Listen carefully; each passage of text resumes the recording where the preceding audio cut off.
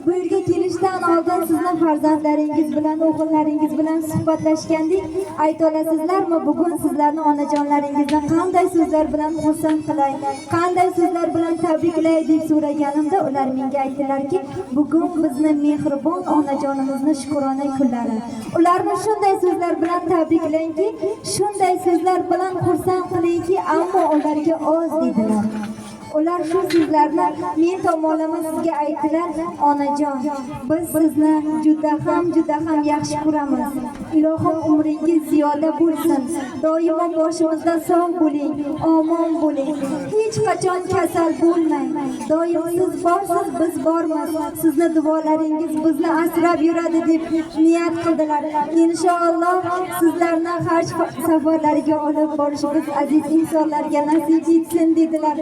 Sizlarni juda ham yaxshi ko'rishlarini aytib qoldilar farzandlaringiz. Onajon, ilohim umringiz ziyoda